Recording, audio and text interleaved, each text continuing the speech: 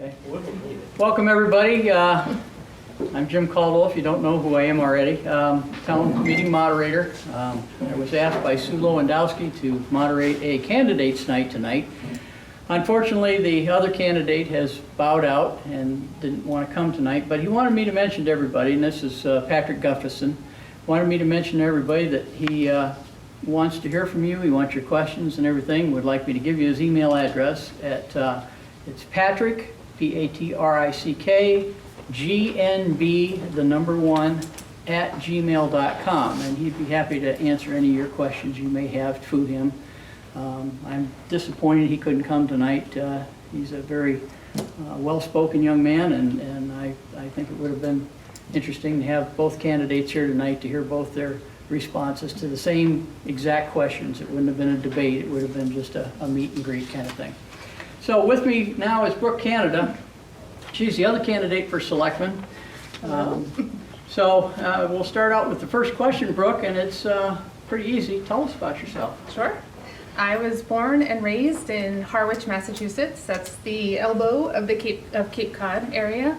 It's a small town. It's about twice the size of North Brookfield, but in the summer it kind of bumps up even higher. And I went to a small high school, and then after high school did my undergrad at UMass Amherst, which is where I met my husband, Tim. We met in 1998. So I've been coming to North Brookfield and visiting North Brookfield for 24 years. We lived in Chicopee for a while after we were married, and I worked in nonprofits most of my career. I worked for the Women, Infants, and Children program. I worked for Big Brothers Big Sisters, and now I work for churches. And I do their outreach and communications, their digital marketing, and I am also a master's candidate for digital marketing and data analytics. Okay, great. That's me in a nutshell. Second question, and having been a selectman myself and knowing what's involved with the whole thing, this question kind of comes close to home, but it's what's driving you to run for the select board? Yes. Yeah. So there was one situation in particular that inspired me to run, and that was a town meeting where we had the school, fire, and police all standing up to fight for their funding. And that was, to me, was really unfortunate, and I felt like, with some communication that could have been avoided.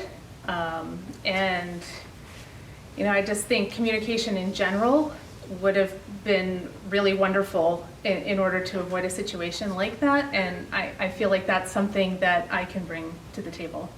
Okay.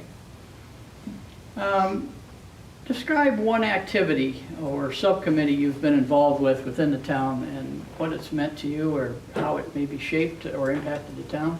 Sure. When I first moved here, I joined the PTO, the Parent Teacher Organization, and I joined it to meet other parents and to make some friends in town. And then as I got going, we've done a lot of fundraising for the teachers in the school system, for the school in general, and I think it sort of it lightens the load for a lot of teachers in a lot of ways. Mm-hmm. And it also provides some community activities and social activities for families, which is really lovely.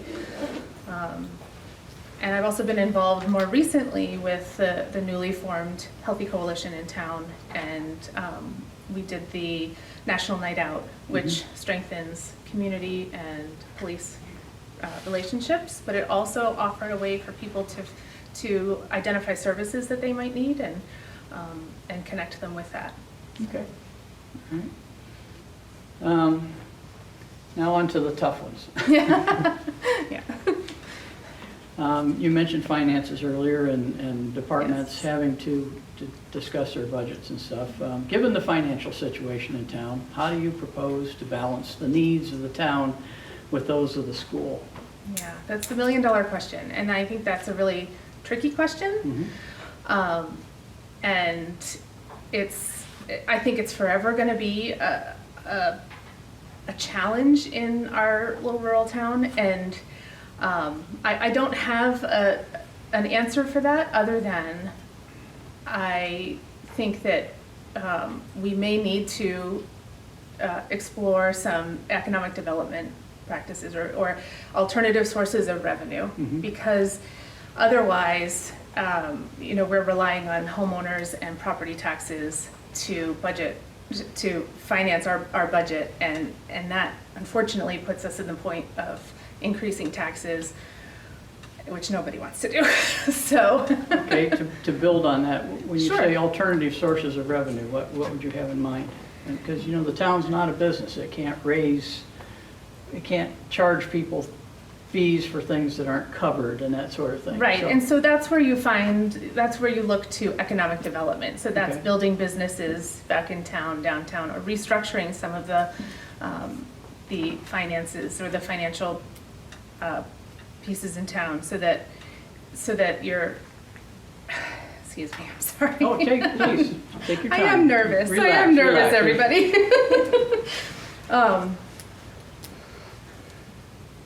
And I think too, that's where some of the downtown development committee comes into play too. They've done a lot of research on economic development as well. So taking notes from the research that they've done would help. Okay, good. Little background on the next question. According to the Massachusetts Department of Education, regionalization is a political, economic, and educational marriage that fulfills the constitutional responsibility to educate children in public schools. It is not an easy path. It is a process that will demand goodwill, compromise, and dedication. North Brookfield received a grant from the Department of Elementary and Secondary Education and is already exploring the idea of regionalization with the Quabog Regional Middle School and High School. What are your thoughts on that regionalization? For me, the quick response is that I do think it's a good idea to regionalize. And the reason being that I think that we can offer more to our students with potentially less of a budget strain. I mean, our school budget goes up every year, but if we're sharing that with 2 other towns, then there's less of an impact while still allowing for more opportunities for our students. Right now, our school choice out levels are really high, and they're costing the school a lot of money, or the town a lot of money too. So if we can reduce that impact by regionalizing and offering more opportunities, then I think we'll be in better shape overall. All right. Now the next set of questions are questions that were kind of based on the 2007 master plan. Now this is something that was implemented before I left office. So that's been quite a while ago because I left in mid-term of my 3rd term in 2007. Now, the master plan, for those that don't know, is an overall plan that gives us some guidance on where we need to go as a town, what things to develop, what things not to focus on or not to focus as hard on, and the areas we really need to focus to try and be successful. It covers everything from zoning all the way through to downtown development or a lot of different other areas. So the Board of Selectmen is responsible for municipal entity to develop the town's grant writing capacity for a wide variety of federal and state grant programs, for which North Brookfield is eligible. In 2007, master plan states, it is imperative for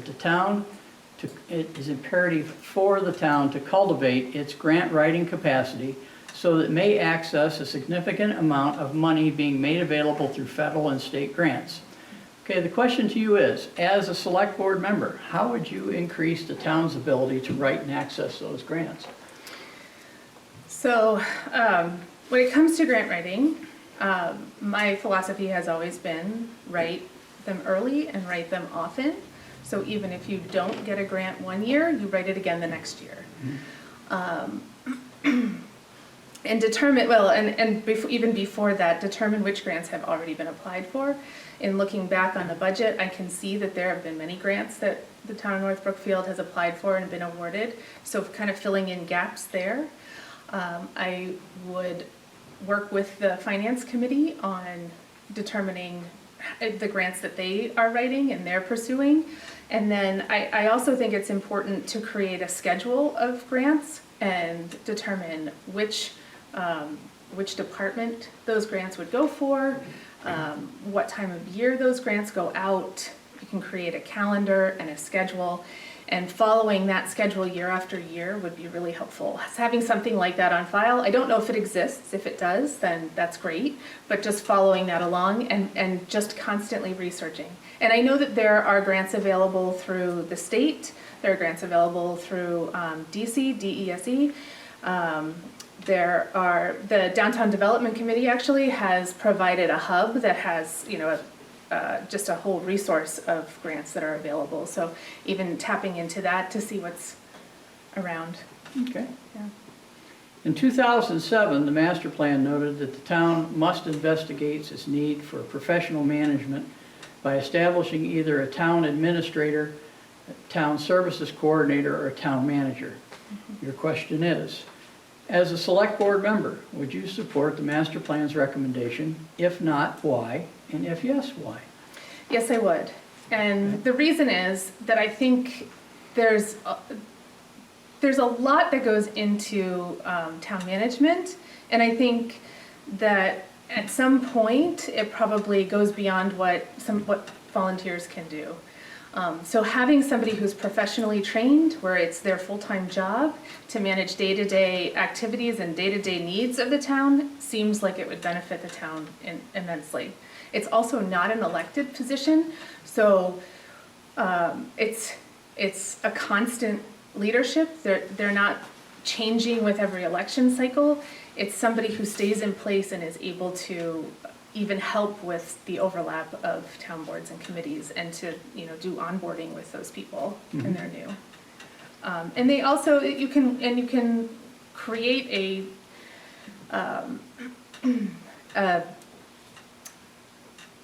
contract with them that defines what their duties are, and some of that can be grant writing, professional grant writing. So they could raise more money for the town than their salary costs. So. Okay. Let's see. This is that long question. Sue Sue and I authored these questions, and the next question is a little long, so if I screw it up, I apologize. You know me for screwing up sometimes at town meeting. I'm human. But as a select board member, how would you improve the interdepartmental communication in collaboration between the town departments to expedite current and long-term projects such as the Downtown Development Committee's Complete Streets Grant or the West Side Neighborhood Infrastructure Project? And is there any, whoop, wrong one. Yeah, that's it. I got it. Yeah. So again, this is where a town manager or town administrator would come in handy, because they could provide that time, that that help in between meeting times. But also, I would really love to see something like, I work in churches, and so we have something called a leadership committee meeting, where it's a representation of each of the boards and committees. They come together once a month and they give updates, and it's really helpful to make sure everybody's on the same page, and make sure that there's no overlap in whatever they're planning or doing. And I could see something like that benefiting the town as well, where we have a meeting time, whether that's quarterly or monthly, and that would allow for people to come together and update the town or the Board of Selectmen on what they're doing. I also think that it would be great, and I don't know whether they do it now or not, but if there is an agenda item that is that pertains to these projects, for the Downtown Development Committee as an example, that they would then be invited to the meeting where it's being addressed on the agenda, so that they have an opportunity to have a conversation about whatever's coming up. In addition to that, I would also like to see more communication between the town and the people in the town. So I would love to see something like a monthly email newsletter go out that would give updates on all the boards and committees in towns, events, activities, meetings that are coming up, that sort of thing. Great, So. great. What would you like the voters to know about you? And it's your time now. You take as much time as you like, and I didn't actually prepare for this part, but you're on your own. yeah, I'm on my own. I guess I would just like you to know that my heart is in North Brookfield, and I want to do what's best for the town. That my position, if I were elected onto the Board of Selectmen, is nonpartisan. My politics don't come with me into that position, and I am willing and open to hear everybody's ideas and suggestions, and yeah, I think that's it. Okay, great. All right. Again, we're very sorry that Patrick couldn't come tonight. We were looking forward to hearing Patrick's answers to these. I've discussed a number of these things with Patrick. He's very dynamic and well-spoken.